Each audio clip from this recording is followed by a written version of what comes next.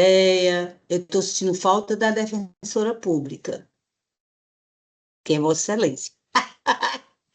Boa tarde, doutora Lisete. Mas não Olá, Vossa Excelência, tudo bem? Pois não, Boa tudo tarde, ótimo. doutor Inácio Cortês. Pronto. É o que eu queria ver Boa tarde, aqui doutora a. Helena. Oi, doutor Luiz Eduardo, prazer tê-lo Desculpa conosco. atrás. Eu digo, não, pelo amor de por favor, não tem. Então agora já está tudo formado. Defensoria, Procuradoria e os Doutor eminentes Tarcísio, boa tarde. pares, Tudo o bem? desembargador Boa tarde, doutor Luiz Duval. Eduardo. O desembargador Duval não se fará presente também nesta sessão. Então, eu coloco a apreciação da ata da sessão ordinária de número 13, levada a efeito na segunda-feira próxima passada, precisamente no dia 5 deste mês de maio. Alguma observação ou podemos aprovar? Damos aprovação. aprovação. Aprovação. Perfeito. Diante da manifestação dos eminentes pares, dou por aprovada. Nós temos aqui os processos no 942, processo com pedido de vista e ou suspenso. O primeiro é a apelação civil de número 14857, de 96/2017, final 0136, que continuará adiado o julgamento em virtude da ausência justificada do eminente relator, que é o desembargador Duval Aires Filho. Em seguida, nós temos no PJE da nossa pauta interna, o 102, de relatoria do eminente desembargador José Tarcísio Souza da Silva. Trata-se da apelação civil 52779, dígito 75, 2017, final, uma sequência de 2071, e que envolve o senhor Samuel Vilar de Alencar Aripe e a Procuradoria-Geral de Justiça. Iniciado o julgamento, o eminente relator proferiu o voto no sentido de negar provimento ao recurso, e, em seguida, o eminente desembargador Fernando Luiz Mendes Rocha pediu vista dos autos, o que foi deferido. Vossa Excelência vai apresentar hoje? Não, Excelência, eu resolvi apresentar só no meu retorno. Eu estou entrando de férias, Perfeito. né, esses dias, mas a primeira sessão após a minha férias, que deve ser no final de maio, eu estarei Perfeito. apresentando, entendeu? Sem problema Agradeço nenhum. aí Não, faz parte do julgamento e é um tá direito de dentro do meu Vossa Excelência. prazo. Perfeito. Então, o pedido fica deferido e o julgamento desse aqui também fica suspeito. Nossa exímia secretária já está fazendo a devida anotação para os dois processos. Em seguida, nós temos os processos com pedido de sustentação oral e preferência. No PJE, na pauta interna, nós temos o de número 90, e é da nossa relatoria. Trata-se de um agravo de instrumento de número 380-89, dígito 79/2024, final, uma sequência de 4 zeros, em que agravante o Estado do Ceará e agravado Marcos Coelho Paraíba Júnior. A sustentação oral foi solicitada pela doutora Crisna de Almeida Miranda, OAB-CE 51.494. Doutora Nayana, a nossa advogada se encontra presente? Acredito que Não? não.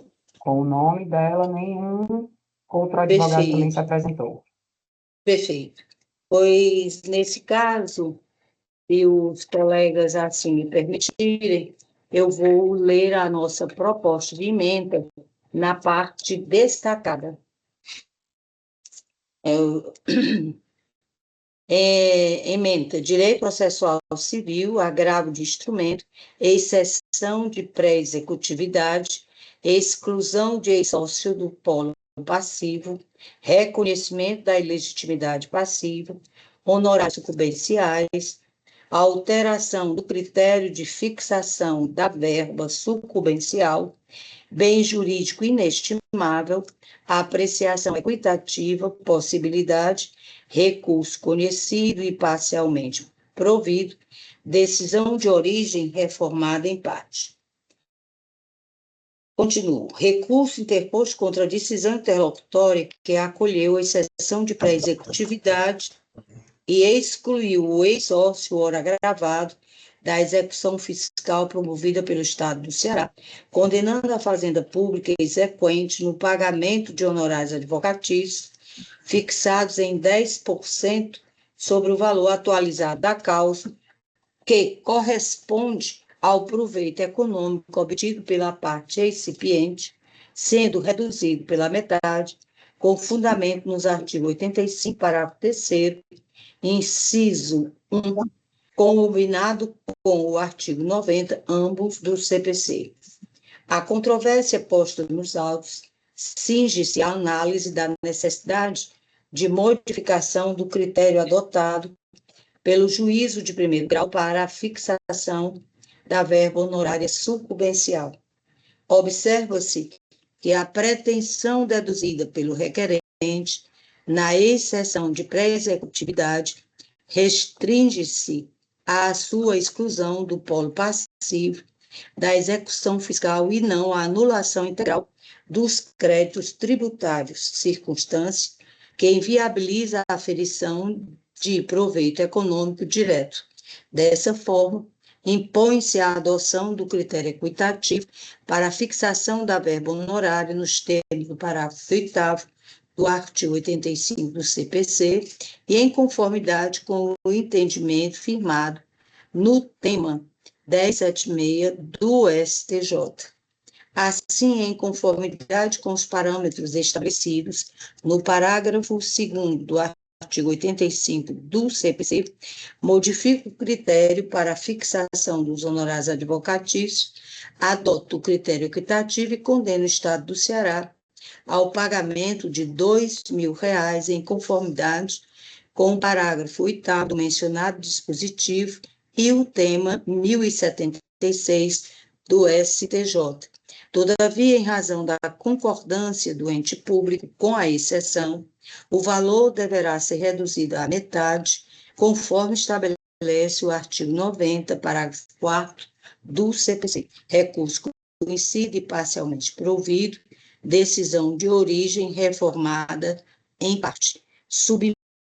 Desembargador Tarcísio. Torno definitivo o voto provisório acompanhando integralmente o relator. Muito obrigada, Excelência. Desembargador Fernandes Chimins. Igualmente, senhora presidente. Então, julgamento definitivo para o presente agravo de instrumento devidamente anunciado, recurso conhecido e parcialmente provido, decisão de origem reformada em parte, à unanimidade. Passamos agora à segunda preferência, já é na plataforma SAGE, é o 7 da nossa pauta interna. Se trata da apelação civil sob o número 30427, dígito 77, 2017, final 0151, da relatoria do eminente desembargador Inácio de Alencar Cortez Neto, envolvendo como apelação. Senhora presidente, só para cumprimentá-la e cumprimentar todos os integrantes dessa corte. Continue. Vossa Excelência, então, participa agora da sessão. Perfeito? É 3 horas. Só um minutinho. Sim.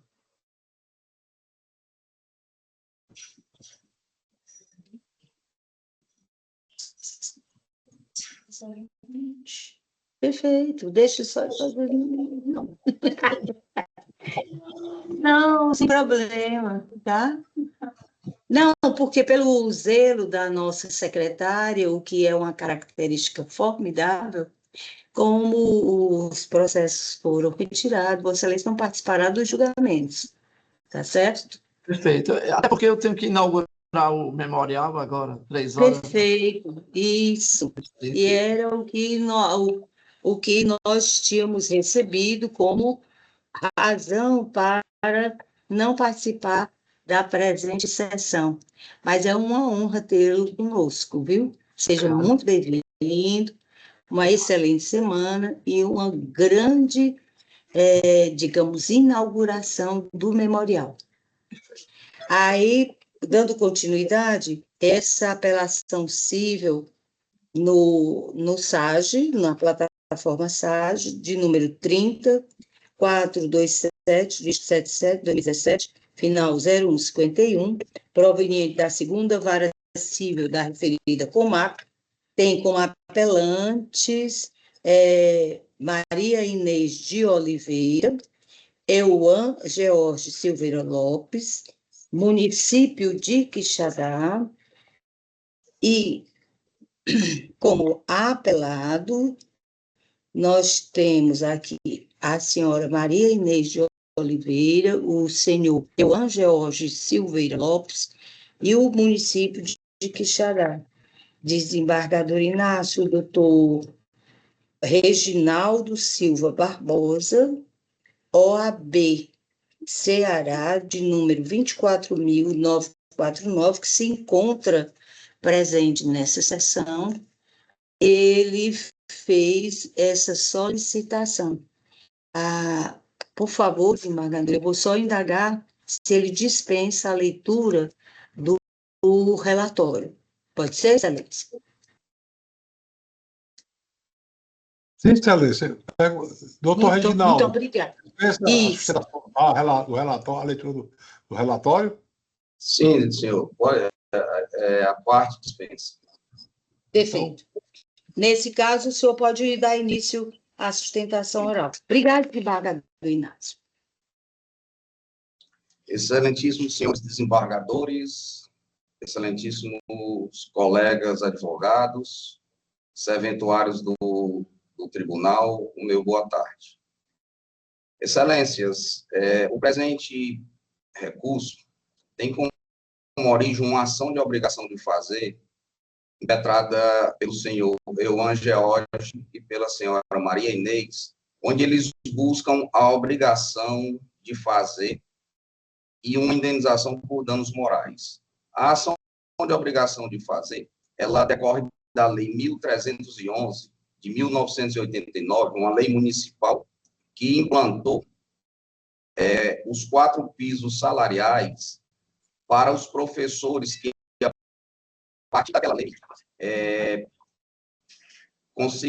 concluísse o curso superior em licenciatura plena, que é o caso dos 2 recorrentes e recorridos ao mesmo tempo. Ao processo foi juntado os documentos de requerimento junto ao município do benefício dos 4 pisos, foram juntados os pareceres do procurador à época, onde nesses pareceres ficou claro, ficou definido que os recorrentes eles se enquadravam na lei 1.311, que concedia os 4 pisos. Porém, o município, na sua contestação, o município apenas alega que a lei ela era inconstitucional, ela tinha ilegalidade na lei, que os impetrantes não faziam jus ao benefício dos 4 pisos. Porém, na sentença, como bem definiu o magistrado de piso, ele disse que a alegação de ilegalidade e de inconstitucionalidade ela foi genérica, foi geral. O município ele não definiu onde é que estava a ilegalidade, muito menos a inconstitucionalidade. O município apenas se limitou a dizer que os recorrentes e recorridos não teriam direito aos 4 pisos. Contudo, Excelência, o município não juntou o despacho que negou o requerimento dos recorridos e recorrentes.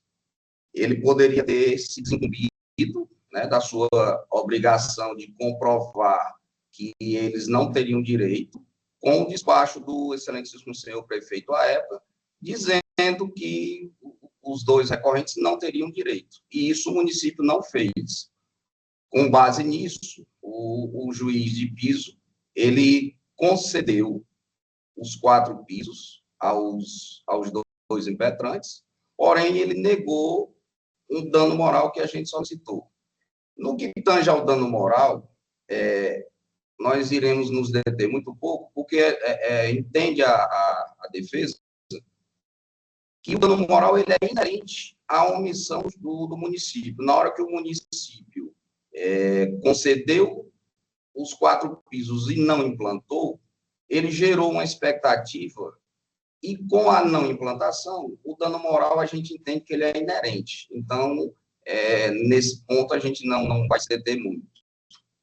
No que tange à apelação do município, nós trouxemos 2 preliminares. A primeira preliminar é a de que o recurso ele foi interposto por um advogado não habilitado nos autos. Apesar de informar que é procurador do município, não foi juntado procuração, também não foi juntado sequer o ato de nomeação do advogado como procurador do município. Nesse sentido, a gente pediu pelo não reconhecimento do recurso, né? O recurso também, excelências, ele foi interposto única e exclusivamente contra a senhora Maria Inês, deixando o senhor Euan George fora de qualquer debate dentro do recurso. Todo o recurso ele foi interposto com base na senhora Maria Inês. Nesse sentido, a gente pediu, né, a preclusão e o trânsito em julgado com relação aos direitos do senhor Euan George.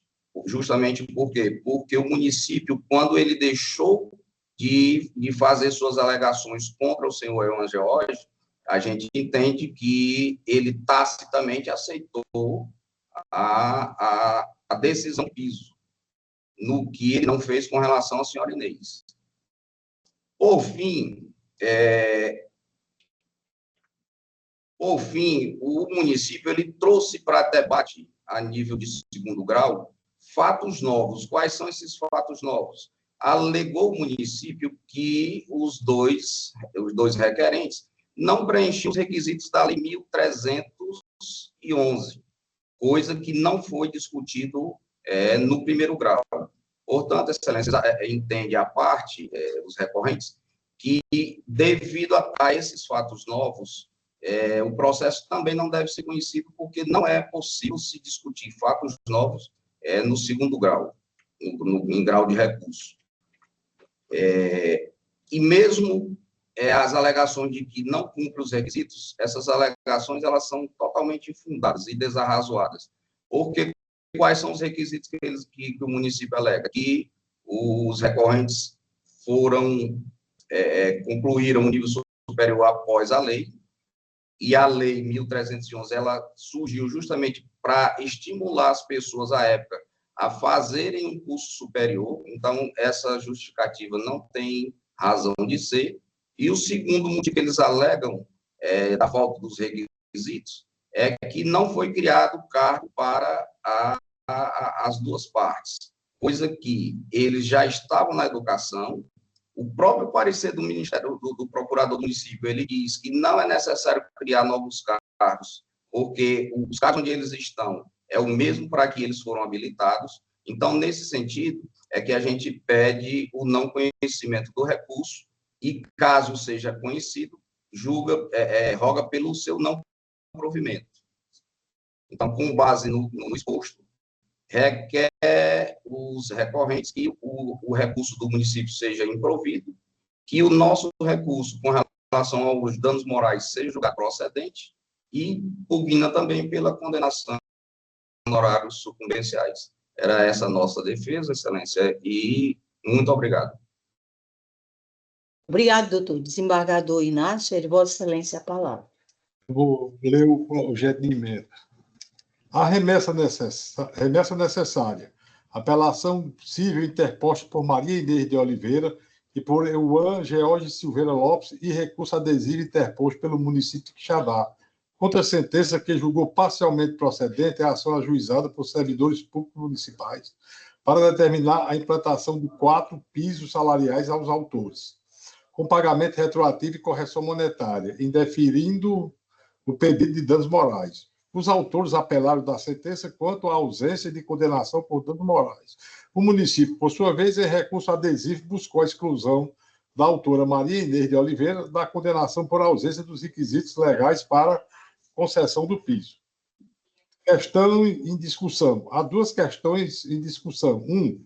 Definir se o atraso da implementação do piso salarial justifica a condenação do ente público ao pagamento de danos morais. 2. Verificar se a servidora Maria Inês de Oliveira faz jus à implementação do benefício previsto na Lei Municipal 1311/1989. Razões de decidir. O atraso no pagamento de verbas salariais, por si só, não configura dano moral indenizável, sendo necessária a demonstração de repercussão negativa concreta na esfera extrapatrimonial do servidor, o que não foi comprovado pelos autores. A jurisprudência do Tribunal de Justiça do Estado do Ceará é firme no sentido de que mero inadimplemento de obrigações administrativas sem prova de abalo moral concreto não autoriza a indenização por danos morais. A implementação dos 4 pisos previstos na Lei Municipal de número 1311/1989 depende de ato discricionário da administração pública municipal, quando o servidor concluiu o curso superior, após a promulgação da norma, sendo necessária ainda a criação de cargo compatível com o nível universitário. A autora Maria Inês de Oliveira concluiu o curso superior em data posterior à promulgação da referida lei, não havendo nos autos qualquer ato administrativo que ateste a absoluta necessidade do serviço ou criação de cargo compatível, sendo indevida a concessão automática do benefício. A concessão do piso a outros servidores em situação semelhante não obriga a administração a estender tal vantagem a todos, por ausência de previsão legal, nos termos da súmula vinculante número 37 do Supremo Tribunal Federal. A prova do preenchimento dos requisitos legais é ônus da autora, nos termos do artigo 373.1 do Código de Processo Civil, do qual ela não se desincumbiu. Remessa necessária não conhecida, recurso de apelação desprovido, recurso adesivo provido. É como voto, senhor presidente. Obrigada, Excelência. Acompanho Vossa Excelência em toda a integralidade, tornando definitivo o voto provisório. Desembargador Tarcílio, como vota? Senhor presidente, igualmente eu torno definitivo o voto provisório lançado no sistema PJE e acompanho o eminente relator. Muito obrigada, Excelência. Julgamento definitivo para o presente recurso. Remessa necessária não conhecida, recurso de apelação desprovido, recurso adesivo provido à unanimidade nos termos do voto do eminente relator. Muito obrigado, doutor Reginaldo, pela participação de Vossa Excelência. Passamos agora... O voto provisório, nesse caso, era no SAG, perdão, não no PJE. Perfeito. Passamos aqui para outro pedido de preferência com sustentação oral, também ainda na plataforma SAG. Na pauta interna, é o de número 10, trata-se da apelação cível de número 27.261, de 52/2011, final 0117, proveniente da 2ª Vara Cível da Comarca de Maracanaú. Apelante ACMP. Apelado MDM. Também apelado JEF da S. É sobre nossa relatoria e foi pedida a sustentação oral pelo doutor João Carlos Ferreira, OAB CE 43.834A. representando José Everardo Freire da Silva. Doutor João Carlos, por favor, Vossa Excelência dispensa a leitura do relatório? Dispenso, Excelência. Pois, por favor, 15 minutos para a sustentação oral. Excelência, boa tarde. Boa tarde, excelentíssimos desembargadores, nobres colegas, demais colegas aqui presentes nessa sessão. É uma satisfação estar perante essa colenda turma hoje, pela primeira vez fazendo sustentação oral perante o Tribunal de Justiça do Estado do Ceará. Estou aqui em defesa dos interesses do Dr. José Everardo Freire da Silva. Não obstante ter me sido facultado 15 minutos para fazer a minha sustentação, eu o farei de uma forma breve, no sentido de que eu busco chamar a atenção do tribunal para o fato de que a sentença proferida pelo juiz da 2ª Vara Civil da comarca de Maracanaú extinguiu o processo sem resolução do mérito em face do Dr. José Everardo, e por entender que ele seria parte legítima pela ilegitimidade passiva do Dr. José. Dessa forma, a parte, ao apelar da sentença, ao recorrer da sentença, ele lançou todas as partes do preâmbulo do recurso, contudo, ele não impugnou especificamente o ponto da sentença em que julgou pela ilegitimidade tanto do Dr. José Everardo como da médica doutora Maria Ruth, apesar de não ser minha cliente, mas também foi declarada parte legítima. Dessa forma, o nosso clamor perante esse tribunal é que se reconheça e que se destaque e que se observe que, no tocante ao reconhecimento da ilegitimidade passiva do Dr. José Everardo, a sentença transitou em julgado, posto que não foi devolvida essa matéria ao tribunal. Nesse ponto, eu pugno-se pelo não provimento do recurso interposto pela parte, para que se mantenha a sentença de piso, posto que transitada e julgada no tópico em que se refere ao reconhecimento da legitimidade passiva do médico, bem como pela extinção do feito sem resolução do mérito nesse tópico. É nesse sentido que fala, Excelência. Obrigada, doutor João. Prazer estar com Vossa Excelência. Passo agora a leitura da nossa proposta de emenda. Na parte destacada, constitucional, processual civil, apelação civil, ação de indenização por danos morais e materiais, alegação de erros nos diagnósticos médicos, falta de evidências de que as complicações de saúde tenham sido causadas por negligência, laudo pericial que não verificou equívocos nos atendimentos, não preenchimento dos requisitos necessários para a configuração da responsabilização civil, recurso conhecido e desprovido, sentença mantida, honorários recursais majorados. Nos itens da nossa proposta, consigam ação de indenização por danos morais e materiais, na qual o autor alega ter sido vítima de negligência, imprudência e imperícia por parte dos profissionais de saúde que o atenderam. Segundo ele, foi orientado a utilizar o medicamento prednisona para tratamento de lúpus, diagnóstico posteriormente descartado, sendo-lhe confirmada em seguida a enfermidade de Hanseníase. A questão em discussão consiste em apurar se houve equívocos nos atendimentos médicos prestados ao autor, bem como se tais possíveis falhas possuem nexo de causalidade com o agravamento de seu estado de saúde.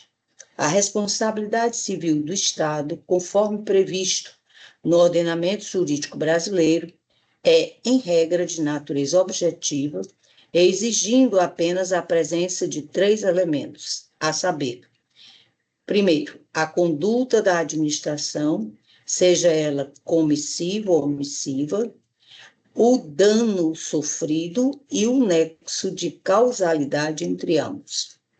No entanto, a partir da análise dos documentos constantes nos autos, especialmente o laudo pericial, não se verifica a existência de nexo causal. Isso porque, segundo o perito, o uso da prednisona é compatível com o tratamento das reações adversas provocadas pela hanseníase, não configurando por si só falha médica.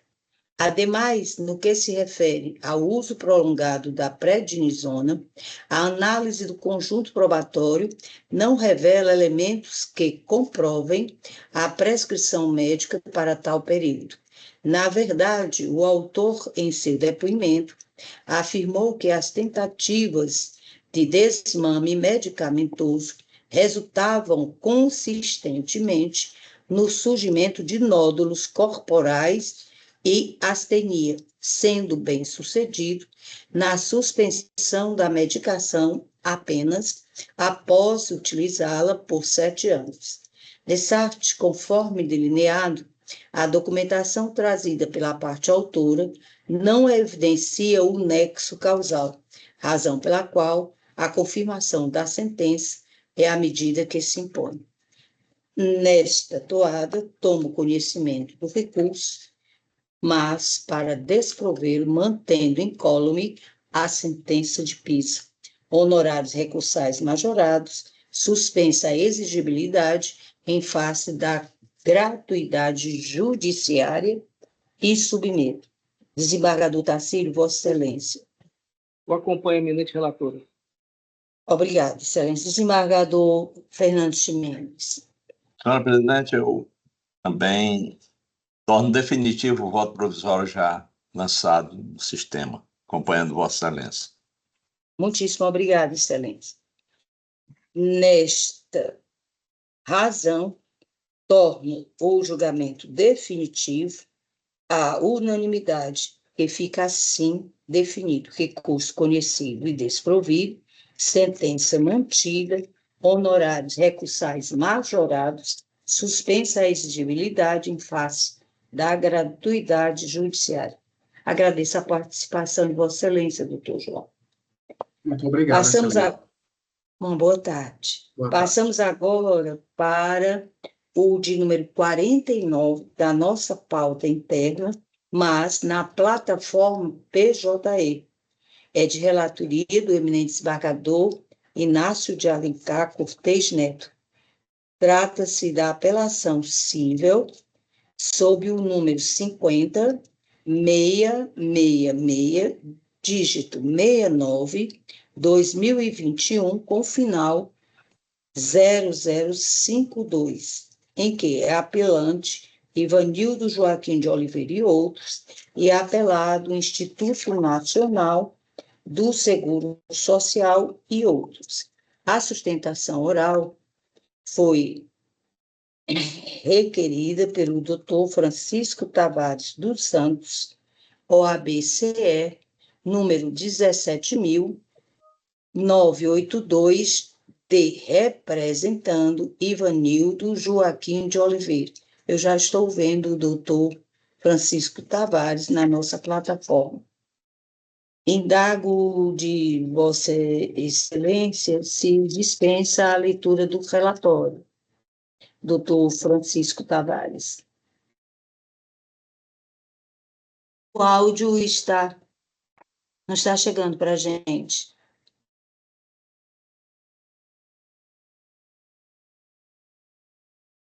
Acho que ele está com o microfone desligado.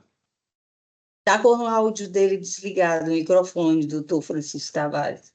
Pronto, consegui. Não estava acionando o microfone. Não estava acionando, estava tentando e não estava dando certo. Perfeito.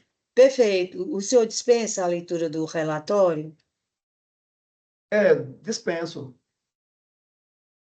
Muito obrigada, e eu estou fazendo isso, estou mandando às vezes aqui, do eminente relator. O senhor pode usar os 15 minutos, por favor, para a sustentação oral. Tá? Agradeço muito pela atenção de vocês. Primeiro, cumprimento a, os excelentíssimos desembargadores, os serventuários da Justiça e os colegas advogados. Bom, doutores, no caso aqui do seu Evaldo, eu estou numa sessão do tribunal. Mais tarde eu comunico com você, pode ser. Pronto. Posso continuar, por favor? Pronto. O caso do seu Ivanildo é o seguinte. Em 2015, ele estava trabalhando em na Serveng, transportando sacos de cimento na cabeça, descarregando uma carreta. Foi o que aconteceu. Durante o trabalho, acabou ele escorregando com o saco de cimento e teve uma extrusão na coluna, na lombar dele, que teve que fazer procedimentos cirúrgicos e, até o momento, ele não conseguiu recuperar a capacidade laborativa. Ficou totalmente incapaz. Houve a perícia médica, o perito da Justiça entendeu que realmente ele vem incapaz desde 2015.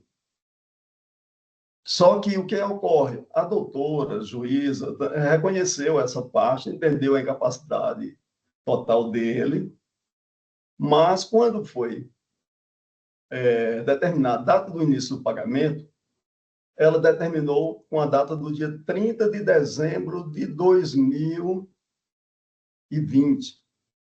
Essa data, 30 de dezembro de 2020, se dizia ao benefício daquela época da pandemia, que era só 3 meses, só que era feita uma análise através de perícia documental. A pessoa encaminhava o documento, anexava no site do INSS, e lá eles verificavam se realmente a pessoa atendia os requisitos ou não e fazia a concessão do benefício. Então, só que a ação, o acidente ocorreu em maio de 2015. Ele recebeu um período, foi suspenso, e depois ficou naquela briga tentando, de vez em quando era cancelado, suspenso o benefício dele, tentava restabelecer o benefício novamente, não é isso? E aí, o que é que acontece? Se ficar, no caso, aí para 30 de dezembro, como a ação foi proposta em junho de 2021, no caso, essa ação ela deveria retroagir 5 anos e não se embasar com base no benefício que a data do benefício lá é por análise documental. No caso, é isso aí. Precisa haver essa correção.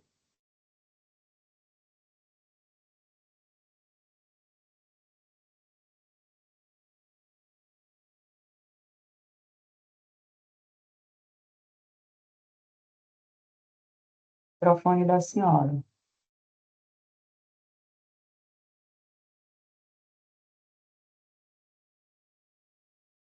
Vereador Elisete, o microfone está desligado.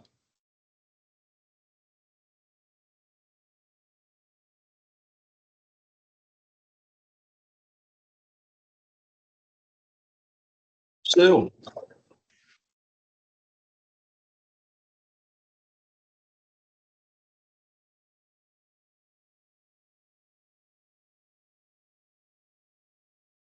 Embargadores, a presidente está com um problema para conseguir voltar o microfone dela. A gente vai só tentar ajudá-la e já retornamos. O Teams, de vez em quando, dá essas falhas, né? Agora, eu tentei ativar, não consegui ativar de maneira alguma não. O meu. Pois é. Um minutinho, senhores.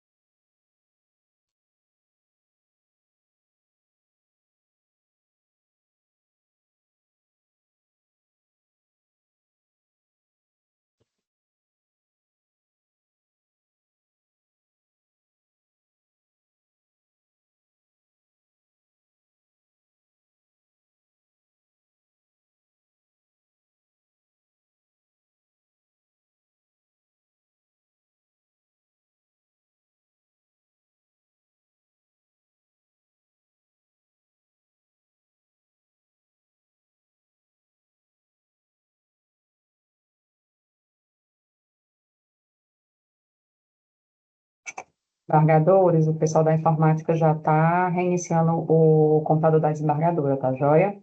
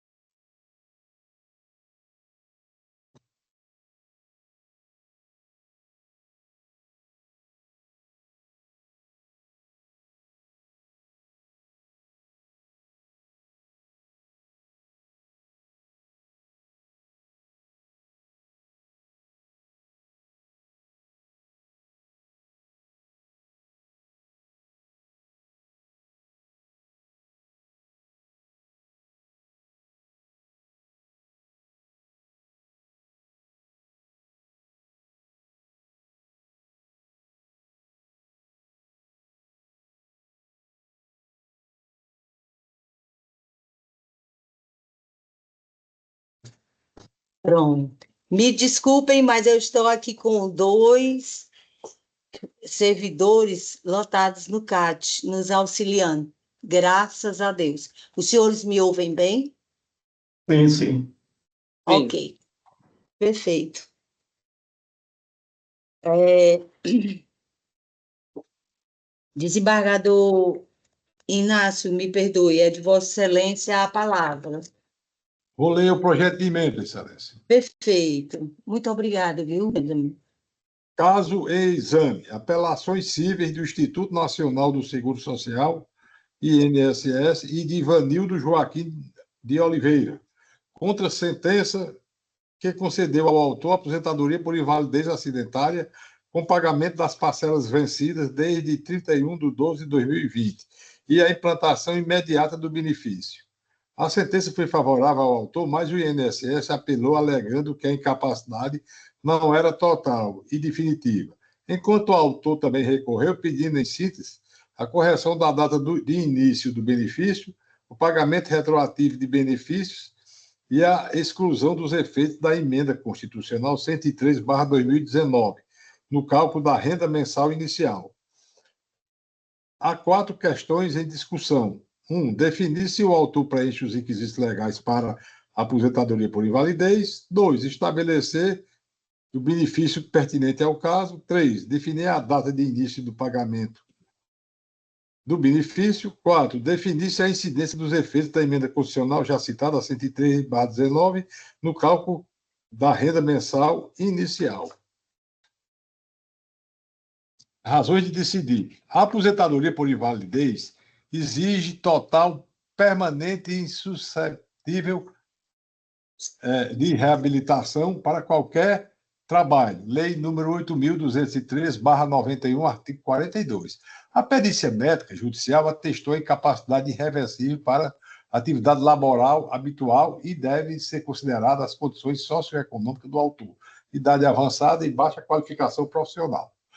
A data do início, fixada em 31/12/2020, dia seguinte à cessação do auxílio-doença, em conformidade com a jurisprudência. O cálculo da renda da RMI, afastada da aplicação da emenda constitucional 103/2019, mantendo-se o cálculo conforme a lei 8.213/91, por tratar-se de benefício precedido por auxílio-doença, iniciado antes da emenda e com a mesma causa incapacitante.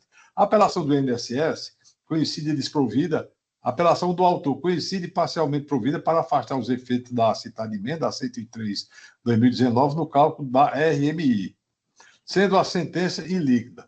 O percentual dos honorários deverá ser fixado quando da liquidação do julgado, com observância da majoração prevista no artigo 85, parágrafo 11º do nosso CPC. É como voto, senhora presidente. Muito obrigada, Excelência. Torno definitivo o meu voto, acompanhando integralmente, Vossa Excelência, todo o entendimento, e indago do desembargador Tarcísio como se posiciona. Eu também torno definitivo o voto provisório e acompanho o eminente relator, senhora presidente. Muito obrigada, Excelência. Julgamento definitivo para o presente recurso. Recurso do INSS conhecido e desprovido. Recurso do beneficiário conhecido e parcialmente provido, à unanimidade nos termos do voto do eminente relator. Muito obrigada, doutor Francisco Tavares. Agradeço pela atenção. Bom trabalho para vocês. Muito obrigada. Aqui, agora, nós passamos para a plataforma PJE. Na pauta interna, é o 83, e é da minha relatoria, a presente apelação cível sob o número 30.17.273, dígito 90, 2023, final uma sequência de 3 zeros, 1, em que apelante Patrícia Lopes Gaspar e apelado Estado do Ceará. A sustentação oral foi solicitada por Gustavo Bristo, advogados associados. Como o doutor não definiu quem seria o advogado ou a advogada que faria a presente sustentação, e indago da senhora Secretária, se já existe alguém sinalizando. Até agora não, desembargadora, e aqui no nome dos participantes, nenhum com o nome ou do escritório do doutor Gustavo. Pois não. Então, sendo assim, eu pedi permissão aos resultado, elementos.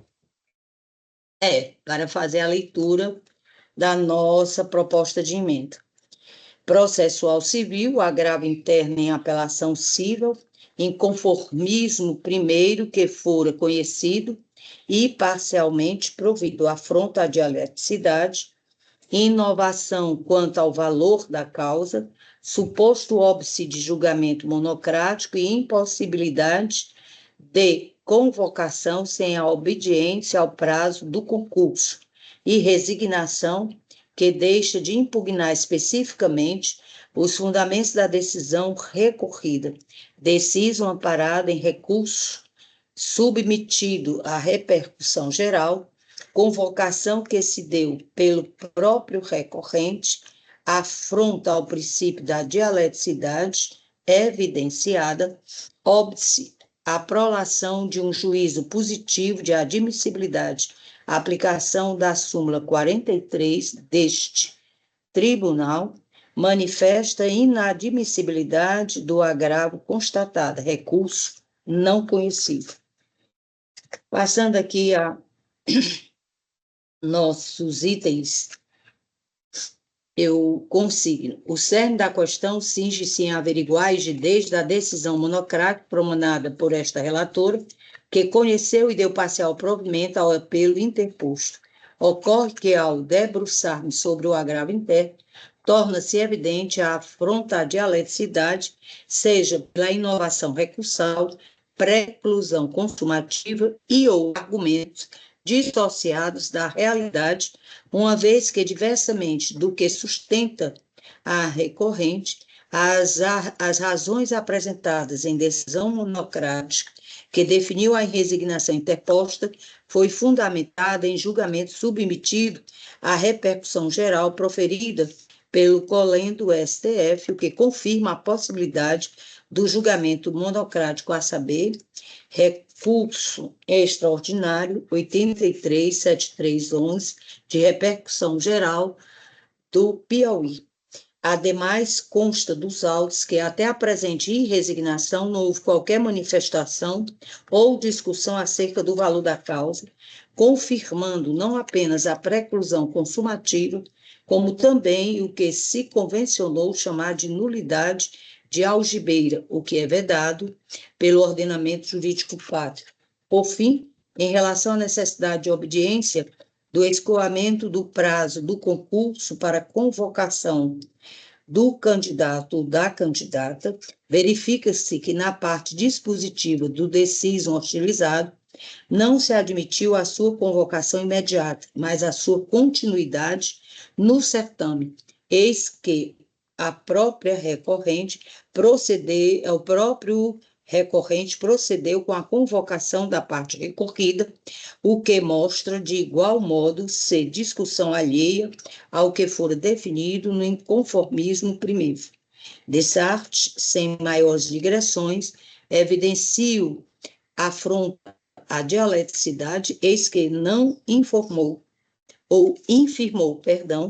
diretamente quaisquer dos pontos debelados na decisão monocrática que apreciou o recurso de apelação cível, se confirmando a não observância aos requisitos indispensáveis para conhecimento da irresignação, razão pela qual deixo de conhecer do inconformismo agitado, agravo interno, não conhecido e submeto.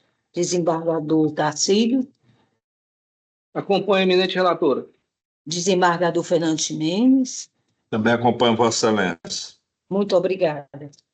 Como julgamento definitivo, ao presente agravo não conhecido à unanimidade, nos termos do voto desta relatora.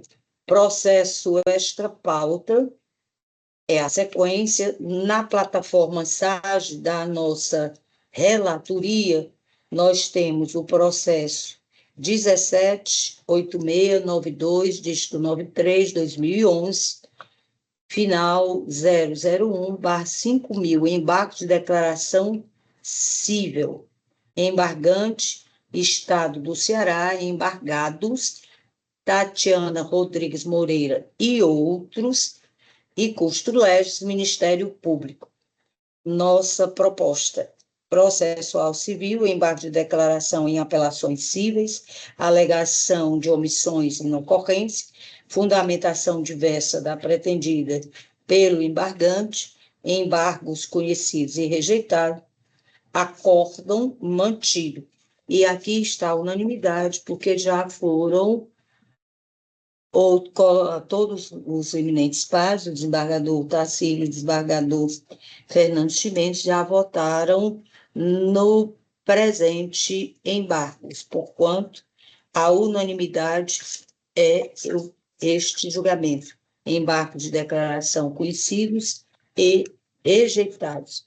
O segundo é o 178692, dígito 93, 2011, final 0001, perfeito, /50.001, embargos de declaração cível, embargantes Tatiana Rodrigues Moreira e outros, embargado Estado do Ceará, custos leste, Ministério Público Estadual. Proposta de emenda na parte destacada, processual civil, embargo de declaração em apelações cíveis, alegação de contradição e inocorrência, embargos conhecidos e rejeitados, acordo mantido, a unanimidade, acompanhando o voto desta relatora.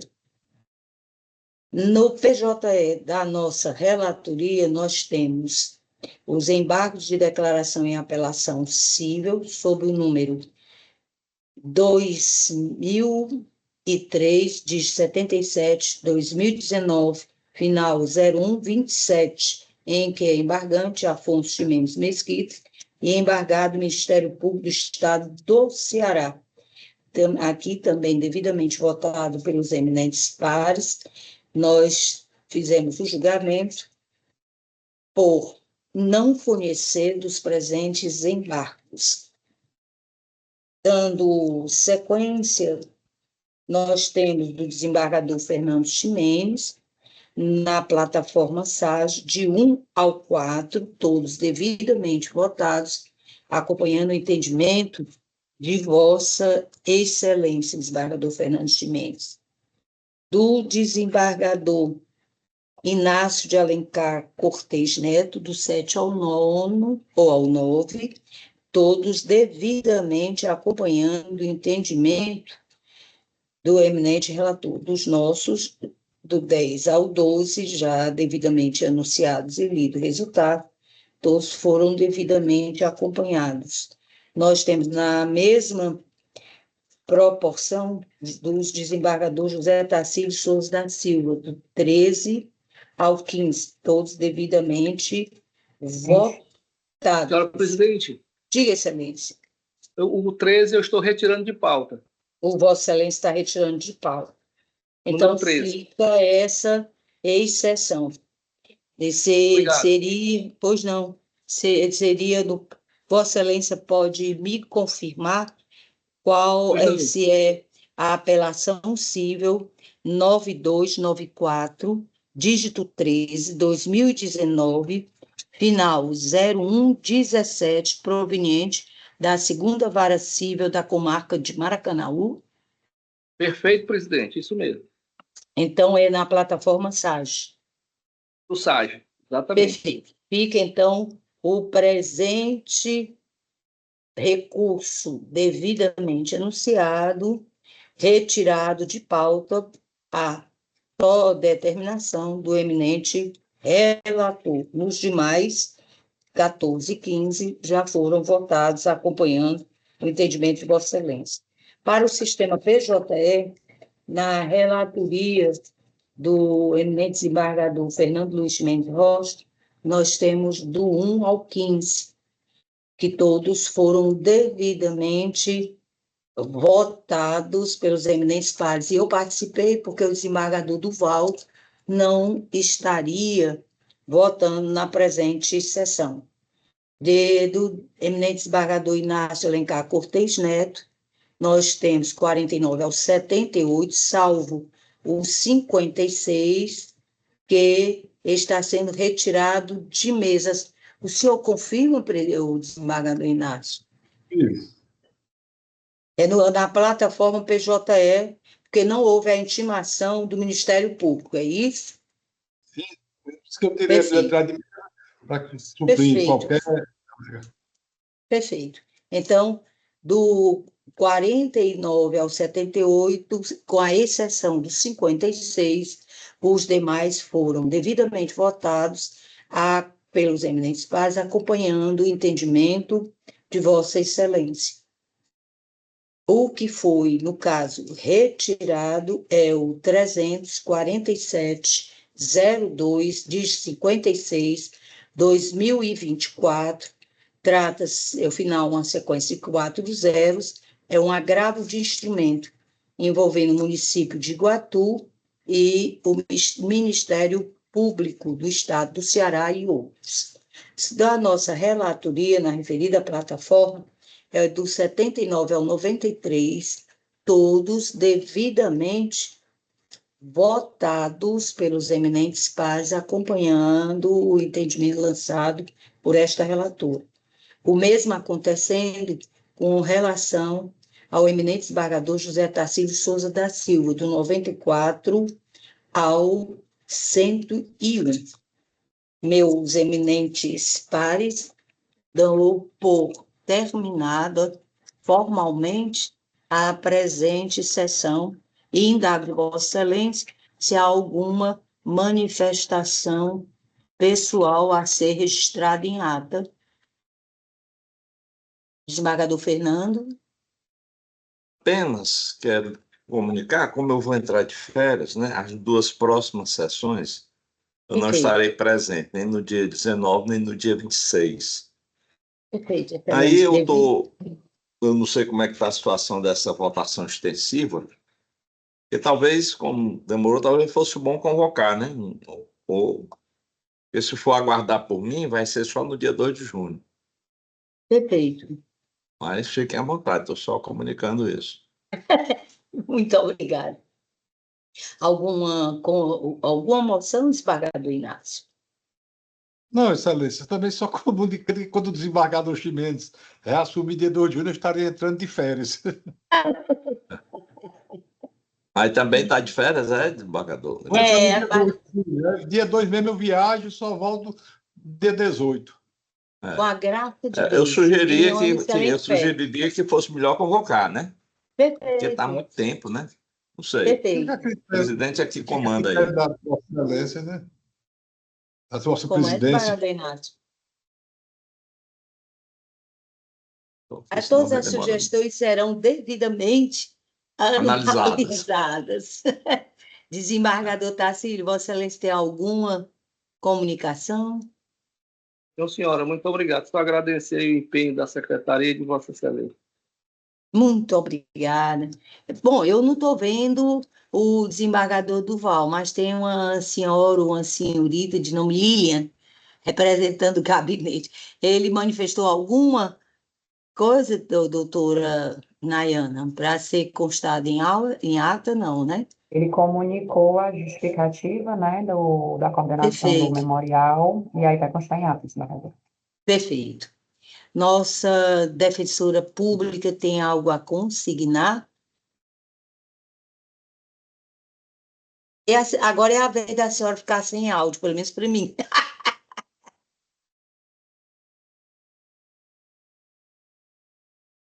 Continuo sem ouvir. Leitura labial. Eu acho que a doutora não tem nada a comunicar. Doutor procurador, o senhor também tem alguma comunicação a fazer? Continuo sem ouvir o senhor. Está desligado o microfone, doutor Luiz Eduardo. Estava. Agora Desculpa. sim. Nada, só agradecer à senhora esse trato liano que sempre tem, ao desembargador Fernando Ximenes, ao desembargador Inácio Cortez, ao desembargador Zé Tarcílio, a nossa querida defensora pública e a nossa secretária, que eu deixei de cumprimentar a última vez. Muito obrigado. Obrigada, então, a todos, inclusive ao Bruno, para que a gente tenha uma semana maravilhosa, extremamente produtiva, e que todos os dias sejamos felizes e capazes para solucionar tudo. Muito obrigada, senhores. Eu vou pedir permissão para sair. Um grande abraço e até a próxima, se Deus quiser. Ressalvado as férias de cada um. Obrigado, presidente. Um abraço, felicidades a Obrigada, todos. gente.